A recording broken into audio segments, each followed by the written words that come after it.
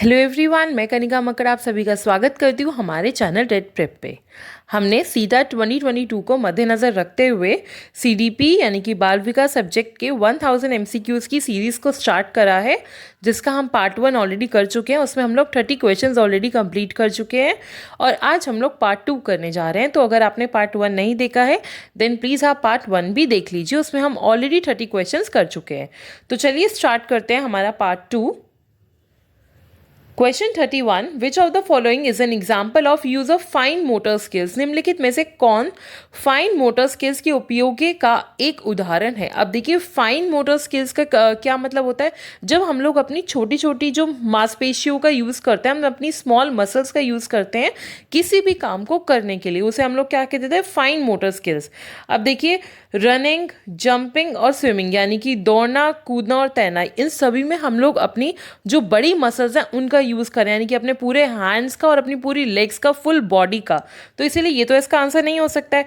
But जब भी हम लोग लिखते हैं, लेखन के लिए हम लोग सिर्फ अपनी फिंगर्स का यूजुअली यूज़ करते हैं, अपने पाम का यूज़ करते हैं। तो इसलिए इसका राइट आंसर क्या हो जाएगा? राइटिंग।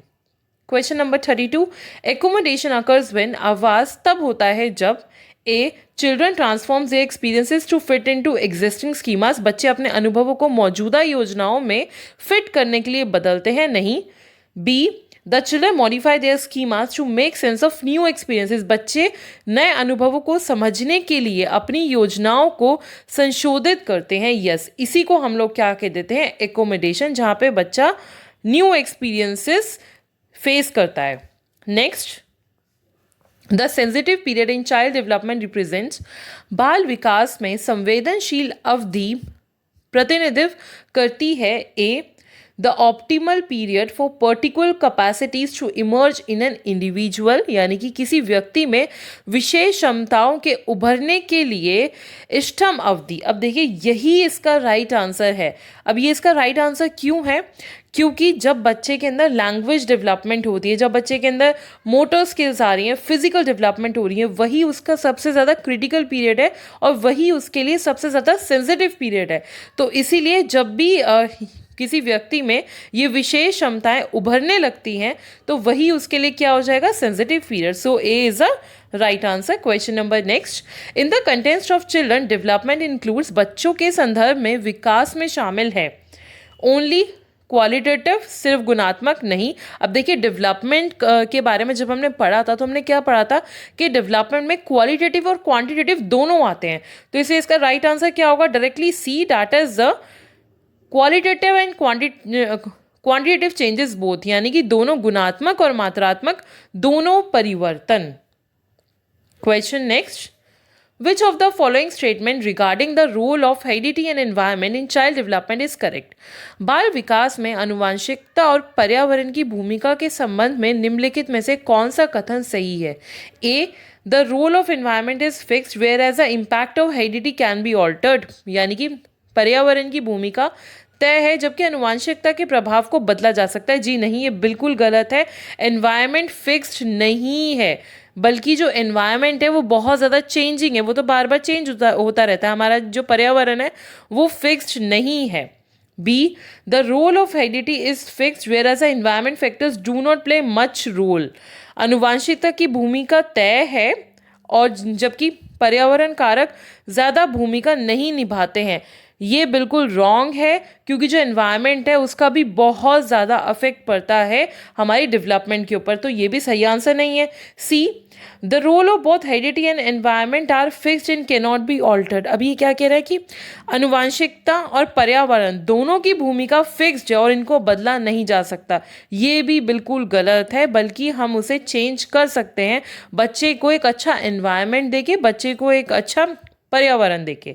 डी देखते हैं, the relative effect of heredity and environment vary in different areas of development, विकास के विभिन्न क्षेत्रों में अनुवांशिकता और पर्यावरण का सचेत प्रभाव भिन्न होता है। अब देखिए, यस, यही हमारा क्या है? यही हमारा राइट आंसर है, क्योंकि क्या है, हेरिडिटी और एनवायरनमेंट डिफरेंट डिफरेंट एरियाज में उनकी डिफरेंट डिफरेंट रोल होता है। जैसे कि अगर हम फिजिकल डेवलपमेंट की बात करें तो हमारी जो फिजिकल डेवलपमेंट है उसमें ज़्यादा जो रोल आता है वो हेरिडिटी का आता है और एनवायरनमेंट का कंपैरेटिवली थोड़ा सा कम रोल आता है। हमारी लर्निंग के अंदर एनवायरनमेंट का ज़्यादा रोल आता है और हेरिडिटी का थोड़ा सा कम रोल आता है।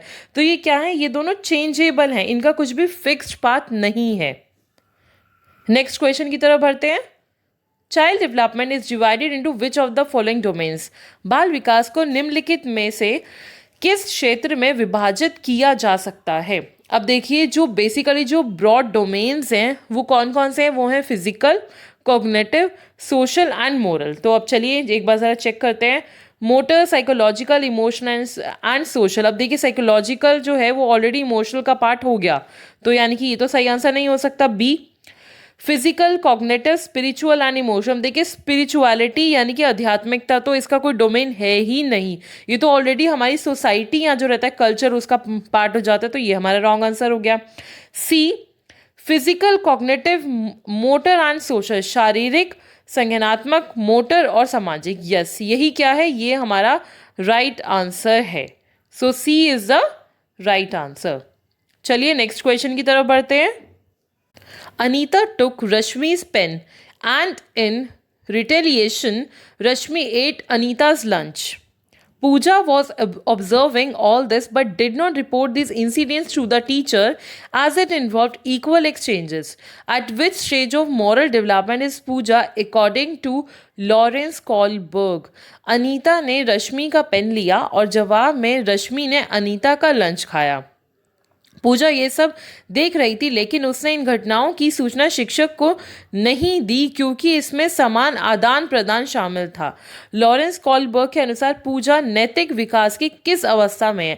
अब देखिए हम लोग यहाँ पे अनीता या जो रश्मि है उसकी बात नहीं कर रहे हैं जिन्होंने आपस में एक्सचेंज करा है, हम यहाँ पे पूजा की बात कर रहे हैं जिसने उन दोनों को ऐसा एक्सचेंज करते हुए देखा और उसने उसकी कंप्लेंट टीचर को नहीं करी क्योंकि उसको लगा कि ये जो इन्होंने करा वो सही था, यानी कि उसने अपने आप अपने पास से डिसीजन ले लिया। तो अब ये कोलबर्ग की कौन सी स्टेज का पार्ट है। First, good boy good girl orientation, नहीं, इसमें तो ये वाला पार्ट नहीं है।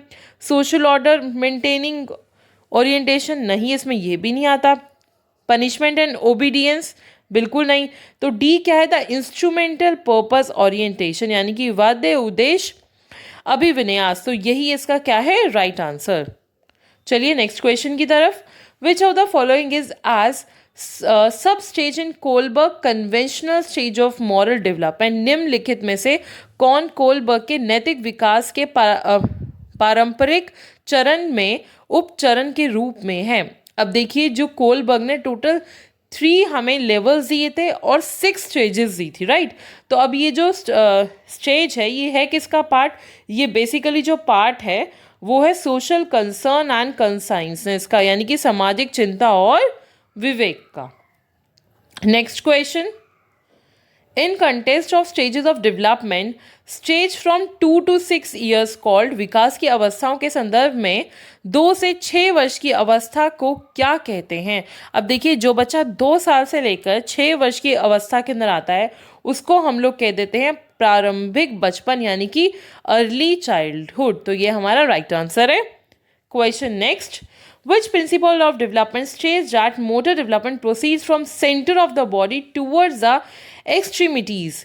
विकास के किस सिद्धांत में कहा गया है कि मोटर विकास शरीर के केंद्र से छोरों की ओर बढ़ता है। अब देखिए अब जो विकास शुरू हो रहा है वो सेंटर से शुरू हो रहा है, वो हार्ट से शुरू हो रहा है या फिर स्पाइनल कोर्ड से शुरू हो रहा है और वो जा रहा है हमारे हैंड्स और लेग्स के अंदर। तो अगर मिडल से अगर विकास शुरू होके हमारे हैंड्स और लेग्स के अंदर जाता है तो उसको हम लोग क्या कह देते हैं, प्रॉक्सिमो डिस्टल। तो राइट आंसर क्या हो गया, proximo distal.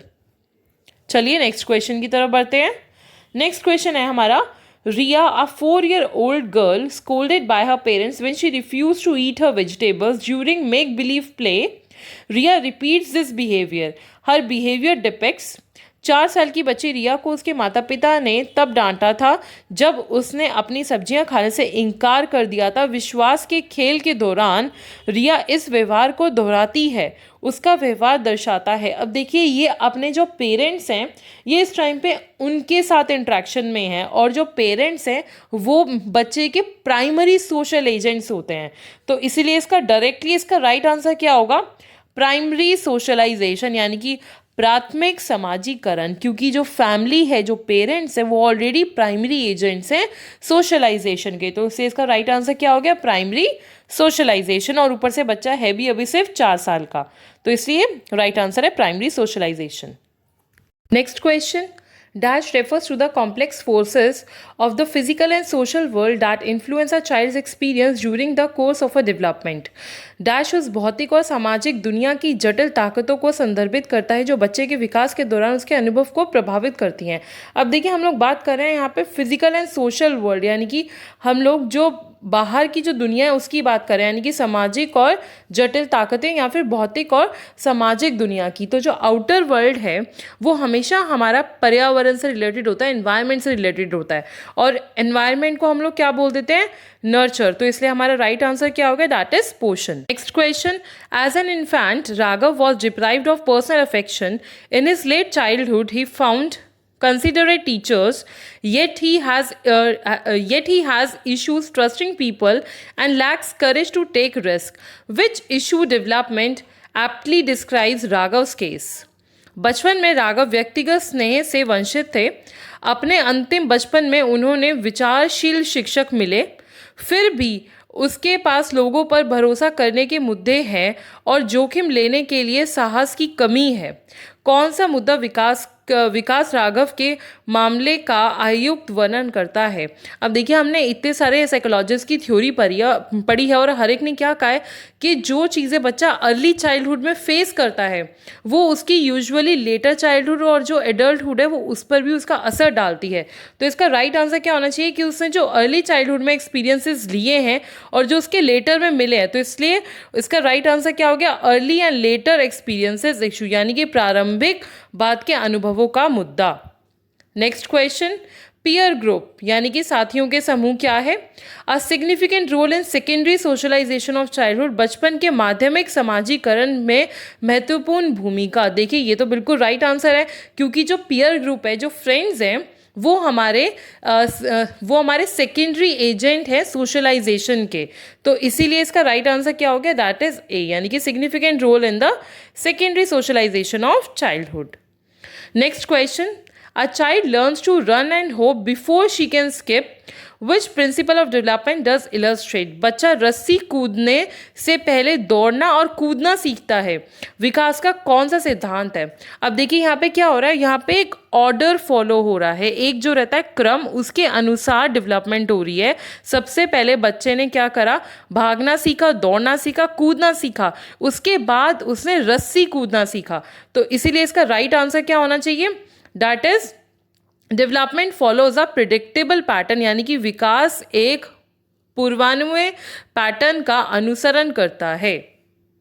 Next question, at which stage of moral reasoning in Lawrence Kohlberg theory do children believe that rules must be enforced in the same manner for everyone and each individual must obey them as his personal duty? Lawrence Kohlberg के सिद्धांतों में नैतिक तर्क के किस चरण में बच्चे मानते हैं कि नियमों को सभी के लिए समान रूप से लागू किया जाना चाहिए और प्रत्येक व्यक्ति को अपने व्यक्तिगत कर्तव्य के रूप में उनका पालन करना चाहिए? अब देखिए, हम यहाँ पे पूरे समाज की बात कर रहे हैं, और जब भी हम लोग समाज की बात कर रहे हैं तो इसका मतलब we are talking about the social order. हम लोग यहाँ पे पूरे सोशल सिस्टम की बात कर रहे हैं। तो ऑब्वियसली इसका राइट आंसर क्या होना चाहिए? सोशल ऑर्डर मेंटेनिंग ओरिएंटेशन, यानी कि डी इसका राइट आंसर है। Next question, growth and development of children consist of, बच्चों की वृद्धि और विकास में शामिल है। अब देखिए, ग्रोथ एंड डेवलपमेंट दोनों की हम लोग बात कर रहे हैं। यूजुअली जो ग्रोथ है हम उसको क्वांटिटेटिव चेंजेस में देखते हैं, यानी कि मात्रात्मक में, और जो डेवलपमेंट है उसको हम लोग दोनों में देखते हैं, गुणात्मक भी और मात्रात्मक भी। तो इसीलिए जब दोनों ही आ गए तो इसका राइट आंसर क्या होगा? दैट इज सी, यानी कि both quantitative and qualitative changes, यानी कि मात्रात्मक और गुणात्मक दोनों परिवर्तन। Next question. According to Jean Piaget, child's ability to solve conservation problems depends upon an understanding of which basic aspects of reasoning. Jean पियाजे के अनुसार संरक्षण की समस्या को हल करने की बच्चे की क्षमता तर्क के किन बुनियादी पहलुओं की समझ पर निर्भर करती है। अब देखिए हम लोग बच्चे की समझ की यहाँ पे बात कर रहे हैं और वो भी रिलेटेड टू द कंजर्वेशन, यानी कि हम लोग यहाँ पे संरक्षण की बात कर रहे हैं। तो इसका सिंपल सा मतलब है we are talking about the decentralisation and reversibility, यानी कि विकेंद्रीकरण और प्रतिवर्तिता। Next question. Pointing out to the level of the lemonade in her taller but thinner glass, Sarah teases her sister that their father has given her more lemonade. Her sister does not respond since she had seen their father pour the same lemonade from her glass to Sarah's and knew that both glasses contained equal amount of lemonade. Given the contest सारा exhibits अपने लंबे लेकिन पतले गिलास में नींबू पानी के स्तर की और इशारा करते हुए सारा अपनी बहन को चुराती है कि उसके पिता ने उन्हें अधिक नींबू पानी दिया है। उसकी बहन ने कोई जवाब नहीं दिया क्योंकि उसने अपने पिता को सारा के गिलास से नींबू पानी डालते हुए देखा था और वह जानती थी कि दोनों गिलासों में समान मात्रा में नींबू पानी है। संदर्भ को देखते हुए सारा प्रदर्शित करती है। अब देखिए यहाँ पे जो सारा है वो एक चाइल्ड है जो कि ये डिफ्रेंशिएट नहीं ये कर पा रहा है, सिर्फ उसका बाहर का जो फीचर है वो देखकर कि कौन सा बड़ा है या कौन सा छोटा है, या ये दोनों सेम ही हैं ये ग्लासेस। तो अब जब भी ये बच्चा बाहर का सिर्फ जो रहता है फीचर वो देखकर जजमेंट कर लेता है, उसको बाकी के उसके विशेषताएं नहीं पता, तो इसका राइट आंसर क्या होगा? दैट इज सेंट्रेशन, यानी कि केंद्र। Next question. Which of the following is an example of fine motor skill for grade third student?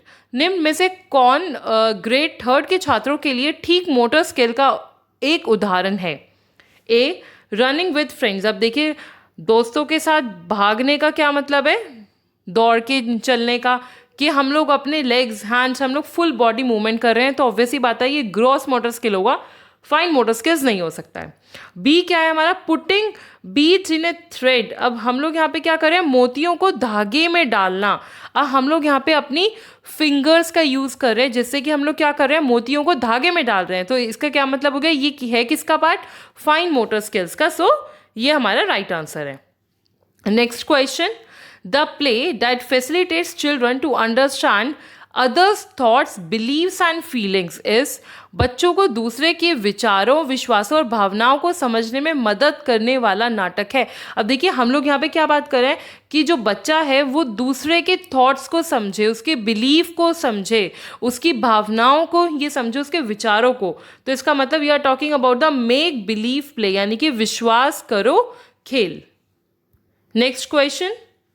Which of the following are primary agencies for the children? निम्नलिखित में से कौन बच्चे के लिए प्राथमिक एजेंसियां हैं? अब देखिए जो प्राइमरी एजेंसीज हैं वो कौन कौन सी हैं? वो यूजुअली है हमारे फ्रेंड्स, हमारी फैमिली और हमारी नेबरहुड। और जो हमारी सेकेंडरी है उसमें हमारा स्कूल, मीडिया, गवर्नमेंट एक्सेट्रा, ये सब कुछ हमारा उन सब में आ जाता है। तो इसलिए हमारा राइट आंसर क्या होगा? That is family and neighbourhood, यानी कि परिवार और पड़ोस। Next question. Which of the following principles states that development proceeds directionally from head to foot? निम्नलिखित में से कौन सा सिद्धांत कहता है कि विश्वास सीधे सिर से पैर तक होता है? अब देखिए जब भी हम लोग बात करें कि जो हमारी डेवलपमेंट है वो हमारे हेड से शुरू होके हमारे फुट तक जारी है। So it means that we are talking about the cephalocaudal principle. हम लोग इसमें जो रहता है सेफोकॉर्डल प्रिंसिपल उसकी बात कर रहे हैं। So this is the right answer. Next question. In which stage of cognitive development children begin to build on each others plan idea, strengthen the understanding the symbols represent objects but lacks conservation skill? संज्ञानात्मक विकास के किस चरण में बच्चे एक दूसरे के योजना विचारों पर निर्माण करना शुरू करते हैं? समझ को मजबूत करना, प्रत्येक वस्तुओं का प्रतिनिधित्व करते हैं, लेकिन उनके अंदर जो कमी है वो किसकी है, वो है संरक्षण कौशल की, यानी कि दे लैक्स अ कंजर्वेशन स्किल्स। वो बाहरी जो फीचर है, जो किसी भी ऑब्जेक्ट की जो बाहर की जो विशेषताएं हैं, वो उस पर तो उसको बता सकते हैं कि ये है हमारा पेन, ये है स्केच पेन, ये है हमारा कलर, मगर वो सिर्फ उसकी बाहरी जो विशेषताएं हैं उन्हीं के ऊपर ही उन्हें ही ये बता सकते हैं। उनको बाकी के जो उसके फीचर्स हैं वो उनके बेसिस पे डिफ्रेंशिएट नहीं कर सकते हैं। तो उसी को हम लोग क्या कह देते हैं, लैक ऑफ कंजर्वेशन स्किल, यानी कि संरक्षण कौशल की कमी। तो अब ये बच्चे के अंदर कब होती है, ये जब होती है जब बच्चा प्री ऑपरेशनल पीरियड में होता है, यानी कि पूर्व परिचालन का जो पीरियड है उसके अंदर जब होता है, तब उसके अंदर कंजर्वेशन की कमी होती है। तो इस स्टेज के अंदर बच्चा यूजुअली 2 से लेकर 7 वर्ष की उम्र में होता है। Next question, Kamal reasons that he will give a crayon to Tanu if she also gives her one, so that it is an equal exchange of favors. At which stage of Lawrence Kohlberg moral development is Kamal at? कमल का कारण है कि वह तनु को एक crayon देगा यदि वह उसे भी देती है, ताकि यह समान रूप से एहसानों का आदान प्रदान हो। लॉरेंस कॉलबर्ग के नैतिक विकास के किस चरण में कमल है? अब देखिए हम लोग किस चीज़ की बात कर रहे हैं, यानी कि टिट फॉर टैट की हम लोग इसमें बात कर रहे हैं। और ये जो टिट फॉर टैट है वो यूजुअली कब आता है, जब बच्चा जो स्टेज 1 के लेवल 1 की स्टेज 2 में होता है। तो इसीलिए इसका राइट आंसर क्या होगा, instrumental purpose orientation. I hope कि आप सभी को ये वाली चीज़ पता होगी कि कॉलबर्ग ने टोटल 3 लेवल्स दिए थे और उन 3 लेवल्स के अंदर 2 स्टेजेस थी। Next question, which one of the following statement is correct with respect to the development of children? बच्चों के विकास के संबंध में निम्नलिखित में से कौन सा कथन सही है? The domains of development are distinct and related from one another. विकास के डोमेन एक दूसरे से अलग और उत्साहित हैं। Different theories of child development agree on same ideas regarding development of children. बाल विकास के विभिन्न सिद्धांत बच्चों के विकास के संबंध में एक ही विचार पर सहमत है? बिल्कुल भी ऐसा नहीं है। C, development of children is influenced by their social context. बच्चों का विकास उनके सामाजिक संदर्भ से प्रभावित होता है। यस, देखिए ये बिल्कुल सही आंसर है, क्योंकि ये तो हम लोग पहले भी पढ़ चुके हैं कि जो डेवलपमेंट है वो क्या है, वो हेरिडिटी और एनवायरनमेंट का प्रोडक्ट है, यानी कि आनुवंशिकता और पर्यावरण का। तो जो डेवलपमेंट है वो इन्फ्लुएंस होता है सिर्फ 2 ही चीज़ों से, आनुवंशिकता से और पर्यावरण से। तो इसमें हम लोग समाज की बात कर रहे हैं और समाज हमारे पर्यावरण का पार्ट है, तो इसलिए C is the right answer. Next question, schools teach new behaviors and rules to the children and expect them to act accordingly. The school is acting as an agency of socialization. School बच्चों को नए व्यवहार और नियम सिखाते हैं और उनसे उनके अनुसार कार्य करने की अपेक्षा करते हैं। स्कूल समाजीकरण की एक एजेंसी के रूप में कार्य कर रहा है। अब देखिए ये कौन सी एजेंसी के रूप में काम कर रहा है, सेकेंडरी एजेंसी के रूप में, क्योंकि हम लोग ये पढ़ चुके हैं कि जो स्कूल्स है वो क्या है, वो सेकेंडरी एजेंट है सोशलाइजेशन के। So C is the right answer. Question next, which of the following traits are determined solely by the heredity? निम्नलिखित में से कौन सा लक्षण केवल आनुवंशिकता से निर्धारित होता है? फर्स्ट है कलर ऑफ आइज। अब देखिए जो हमारी आइज का जो कलर है वो सच में सिर्फ हमारी आनुवंशिकता पर डिपेंडेंट है, वो हेरिडिटी पर ही डिपेंडेंट है, उसका वातावरण से कोई भी लेना देना नहीं है। तो ये तो एक पार्ट है, ये तो हमारा ऑलरेडी हेरिडिटी या आनुवंशिकता का पार्ट है। अब आगे देखते हैं इंटेलिजेंस। अब देखिए इंटेलिजेंस हेरिडिटी और एनवायरनमेंट दोनों से रिलेटेड है। हमें हेरिडिटी से हमारा IQ मिलता है, बट वो जो डेवलपमेंट होती है हमारे IQ की जो विकास होता है वो हमारे एनवायरनमेंट और वातावरण के ऊपर डिपेंडेंट है। नेक्स्ट आता है हमारा मॉरल और सोशल स्किल्स। ये तो यूजुअली है ही सिर्फ और सिर्फ एनवायरनमेंट के ऊपर डिपेंडेंट। तो अब इसका राइट आंसर क्या है, that is colour of eyes. तो अब हम इसके अंदर देखें तो राइट आंसर क्या हो गया हमारा A. Next question, according to Lawrence Kohlberg level of moral development display good boy good girl orientation. Lawrence Kohlberg के अनुसार नैतिक विकास का स्तर अच्छा लड़का या अच्छी लड़की अभिविन्यास। A pre convention level, convention level, level of heteronomous morality, level of morality of cooperation, अब देखिए हम यहाँ पे गुड गर्ल और गुड बॉय की बात करें, अभी जस्ट मैं आपको बता भी रही थी कि जो कॉलबर्ग है उन्होंने टोटल 3 लेवल्स दिए हैं। फर्स्ट था उसके अंदर प्री कन्वेंशनल, देन है कन्वेंशनल लेवल और फिर लास्ट है पोस्ट कन्वेंशनल लेवल। और इन 3 लेवल्स के अंदर डिफरेंट 2 स्टेजेस भी उन्होंने मेंशन करी हैं। तो अब ये जो गुड बॉय और जो गुड गर्ल है ये उनके लेवल सेकेंड का पार्ट है, यानी कि कन्वेंशनल लेवल का पार्ट है, जहाँ पे जो मोरालिटी है वो कहाँ से आती है, वो बेसिकली चाइल्ड के मॉरल बिहेवियर से आती है। मीन्स वो उसमें क्या बोलता है कि मुझे गुड गर्ल या गुड बॉय बन के रहना है, यानी कि सबकी ये नज़रों में मुझे अच्छा बन के रहना है। तो इसीलिए इसका राइट आंसर क्या है, B, that is conventional level. Last question आज का हमारा, Sita's ability to modify her actions of riding scooter based on her experience of riding a bicycle would be an example of। Cycle चलाने के अपने अनुभवों के आधार पर सीता की स्कूटर चलाने की अपने कार्यों को संशोधित करने की क्षमता एक उदाहरण होगी। अब देखिए उसके ऑलरेडी जो एक्सपीरियंस था वो किसका था, वो था साइकिल चलाने का, और उसी ने क्या करा, उसको मॉडिफाई करा, अपनी एबिलिटी को उसके अंदर चेंजेस लेकर आए किसी भी न्यू सिचुएशन को अडॉप्ट करने के लिए। तो जब भी हम लोग यहाँ पे बात करते हैं कि हमारी जो एग्जिस्टिंग जो स्कीम्स हैं हम उसको रिस्पॉन्ड कर रहे हैं, उसको मॉडिफाई कर रहे हैं किसी पर्टिकुलर न्यू सिचुएशन में एडजस्ट होने के लिए, तो इसका राइट आंसर क्या होगा, दैट इज एकोमोडेशन। हम लोग यहाँ पे आवाज़ की बात कर रहे हैं, सो इसलिए राइट आंसर इज एकोमोडेशन, यानी कि सी। तो आज हमने 30 क्वेश्चंस अपने कंप्लीट कर लिए, तो टोटल अभी हम लोग 60 क्वेश्चंस कर चुके हैं। आई होप कि आप सभी को ये MCQ समझ में आए होंगे, और ये वीडियो आप सबको अगर अच्छी लगे then please like subscribe to our channel. Thank you everyone, bye bye, take care everyone. और अगर आपको इन सब की वीडियोस चाहिए, इन सब की अगर आपको PDFs चाहिए then please join our Telegram channel. Bye bye everyone, आप सब लोग अपना बहुत बहुत ख्याल रखिएगा।